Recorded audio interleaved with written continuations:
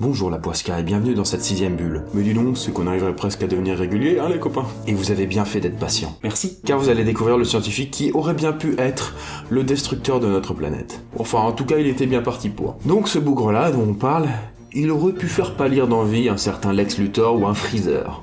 Puisqu'il avait presque réussi à réaliser ce qu'aucun génie du mal n'avait accompli jusqu'ici. Aujourd'hui, nous allons parler d'un personnage avec un bon petit concentré d'intelligence, saupoudré d'une bonne quantité de maladresse. Aujourd'hui, nous parlons de Thomas Midley.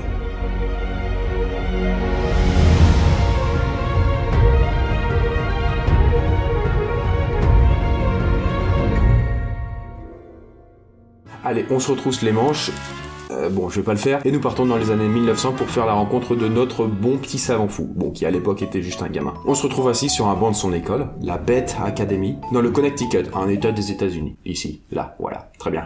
Mais là, dans son coin, avec son petit tableau périodique des éléments, oui, il se baladait toujours avec un tableau périodique dans les mains. Qui pourrait croire qu'il ferait du mal à une mouche? Justement personne, il n'y a aucune raison de s'alarmer, c'est pour ça que ses professeurs l'ont laissé poursuivre son cursus, comme n'importe quel étudiant. Thomas a ensuite poursuivi ses études à l'université Cornell, l'une des meilleures du monde.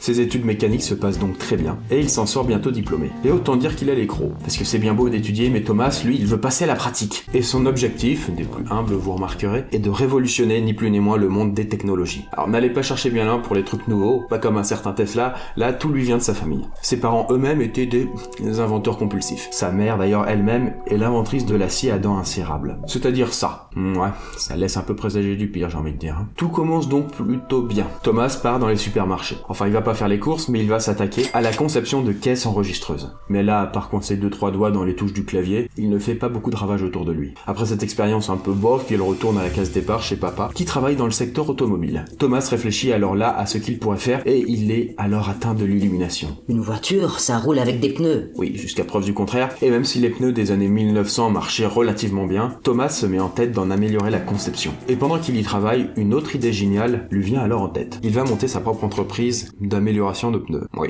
Bon, je vous passer les détails, il a tout simplement fait faillite en beauté, il n'y a plus qu'à tout recommencer. Oui, cet homme n'a pas peur de l'échec, et ça c'est un bon point. Après, voilà, il se retrouve donc à chercher un nouveau job. Et grand mal nous en fasse, il va trouver son bonheur à la Dayton Engineering Laboratory Company, que vous connaissez peut-être sous le nom actuel, la Delco Electronics. Il passe ses entretiens, grimpe les échelons, grâce à un certain pistonnage parce qu'il connaissait du monde dans la boîte, et finit par se faire embaucher dans l'équipe de recherche. Ouais, il va pouvoir tout faire péter. Non, peut-être pas, non. Et le nom de son nouveau boulot en jette un max. Thomas s'imagine déjà pondre comme une poule les inventions de demain. Alors quand on lui demande de fignoler le dossier d'une vieille lampe qui est destinée à être suspendue dans les fermes, alors comment dire, ses ambitions sont un petit peu froissées. Mais Thomas s'en remettra très vite, son histoire ne fait que commencer. Puisqu'à la surprise de tous, Thomas ne quitte plus les laboratoires et se trouve une passion soudaine pour les lampes. Mais hélas, la production en est arrêtée au début de la guerre. Son entreprise est réquisitionnée par le gouvernement et missionnée pour la création de nouveaux systèmes de contrôle. Ni une ni deux, Thomas abandonne les lampes, allez, cassez-vous, pour essayer de créer le système de contrôle le plus performant possible. Système dont il était fier, mais qui hélas ne sera même pas utilisé. Les guerres s'étant terminées trop tôt. Et une déception de plus.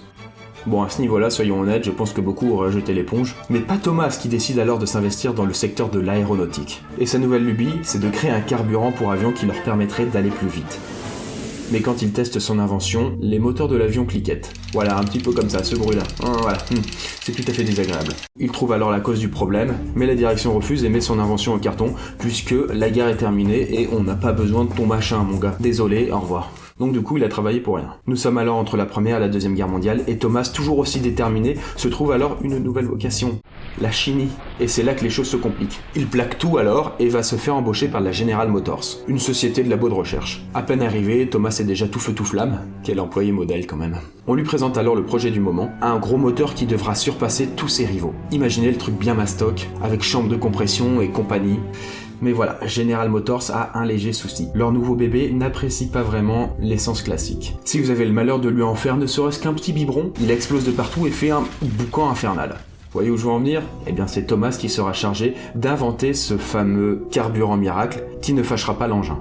Et là on le retient plus, le petit Thomas. Il court s'enfermer dans son labo et fait plein d'essais, notamment avec de l'arsenic. J'ai fait cette vidéo aussi. Mais le problème avec toutes les formules qu'il trouve, c'est qu'elles contiennent énormément de plomb. Et ça use pas mal le moteur. Mais Thomas n'en a que faire et il est convaincu de son ingéniosité. une fois n'est pas coutume, j'ai envie de dire. Et c'est là que les choses dégénèrent. Convaincu du potentiel de son essence plombée, il va breveter ses formules. On rappelle au passage que Thomas est toujours en contrat avec les labos de General Motors. Et il manque pas de culot pour mettre son propre nom sur le projet. Parce que c'est pas censé être à lui de breveter les formules, mais à son entreprise. Mais ça passe. Ses patrons ne disent rien et ils le laissent faire la petite promotion de son essence. Sa campagne publicitaire fonctionne plutôt bien auprès du grand public, et General Motors signe pour faire signer une jolie cargaison d'additifs plomb. Le petit plus de l'essence de Thomas. Sauf que, petit problème, les personnes censées fabriquer ces additifs décèdent. Les investisseurs et le public sont, bizarrement, un peu refroidis. Thomas, ne reculant devant rien, prend alors le parti de défendre lui-même son projet. Dans un grand article, destiné aussi bien à la presse qu'à tous les gens susceptibles de douter de ses capacités. Il vend son additif au plomb, en long, en large et en travers, jusqu'à prétendre qu'il s'agit du futur du carburant. Bon,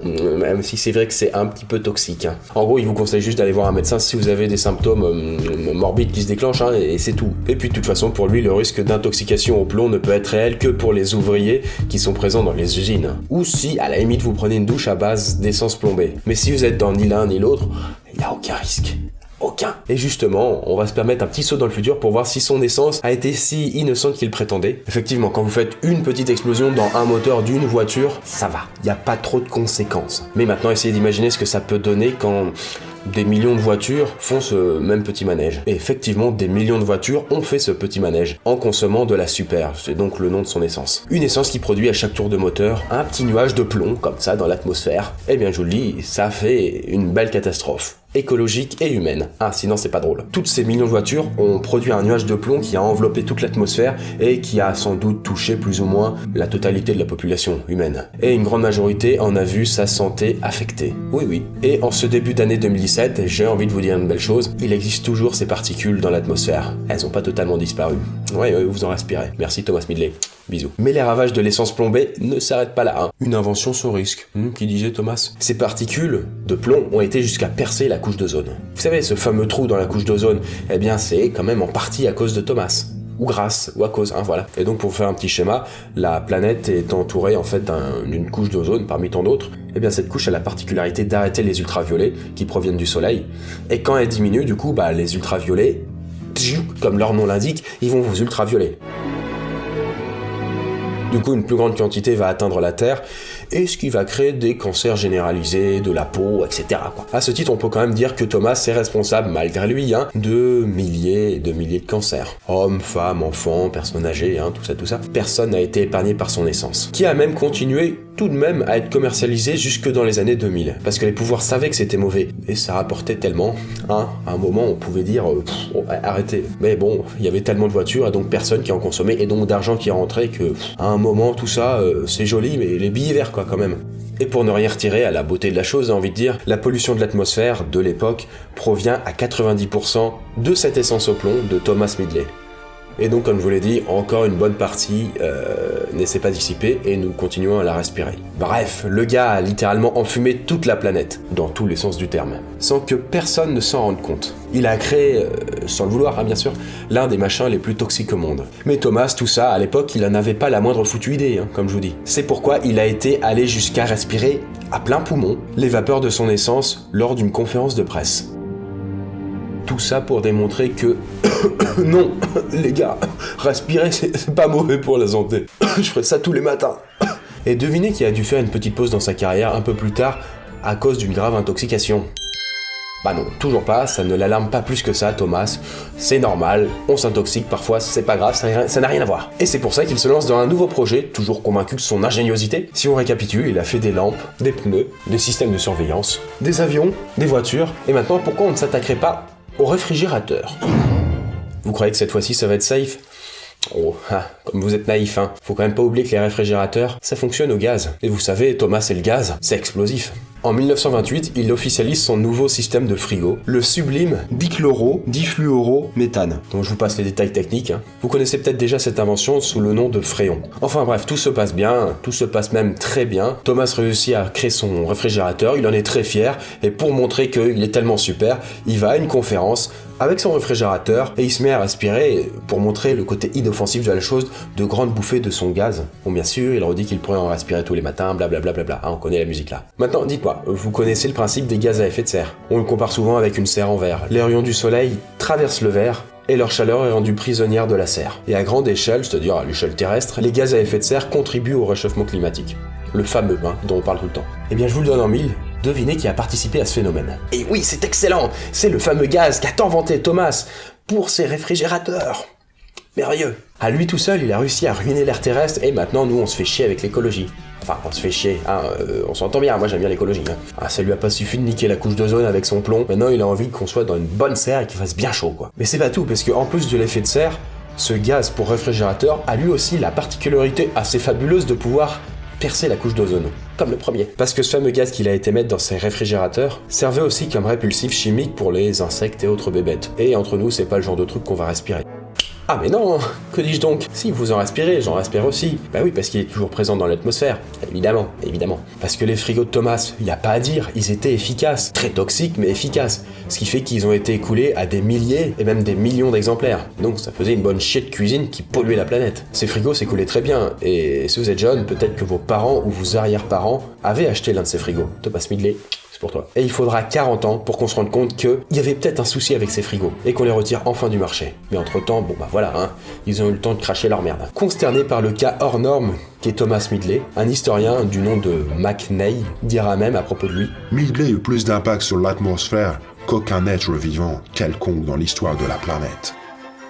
Et oui, peut-être qu'avant cette bulle, ce nom ne vous disait peut-être rien, mais aucune personne avant ni après, jusqu'à preuve du contraire, n'a eu autant d'impact sur l'atmosphère de notre belle petite planète. Et le comble, pour terminer sur une belle petite note positive, c'est qu'à l'époque, personne n'avait la moindre idée des effets négatifs qui se passaient à son insu. Résultat des courses, Midley a été couvert d'éloges et de médailles. Et oui, parce que à l'époque, c'était un génie. Il avait rendu tellement de services à notre planète, société, civilisation, je sais pas.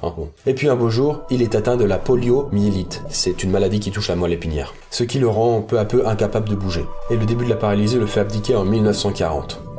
Il était temps, Mais Thomas n'a pas dit son dernier mot. Parce que bien décidé à ne pas se laisser vaincre, il décide de construire un système à base de poulies et de harnais pour l'aider à sortir du lit le matin. Et puis un beau jour, comme on n'avait pas vu Thomas depuis quelques temps déjà, entre nous on dira que ça fait un moment qu'il n'avait pas fait de catastrophe, on va faire un tour chez lui. Et là, on le retrouve complètement emmêlé et étouffé dans les câbles et les poulies de ce qui sera sa toute dernière invention, qui aura fini, elle, par le tuer pour de bon.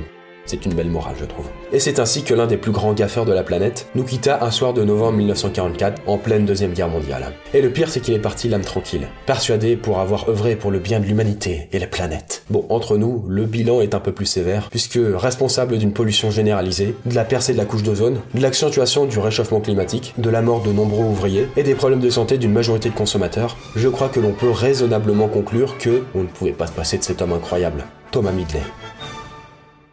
Voilà, merci d'avoir vu cette bulle jusqu'au bout. Si vous avez des suggestions d'autres personnages qui vous inspirent et qui sont pas non plus ultra célèbres, faites-moi part dans les commentaires. Et juste avant de nous quitter, je voudrais vous présenter la chaîne Révision nos classiques. Parce que bon, on parle de scientifiques, tout ça, mais y a pas que ça. Cette chaîne présente les grands musiciens qui bercent nos oreilles jusqu'à aujourd'hui encore. Les grands musiciens ou compositeurs, vous y retrouverez notamment un certain Didi Chandouidoui, qui était intervenu dans ma vidéo sur Star Wars. Et cette fois-ci dans le rôle de Beethoven. Je vous mets le lien juste en dessous, dans la description. Et moi je vous dis, à la prochaine, la Poiscaille.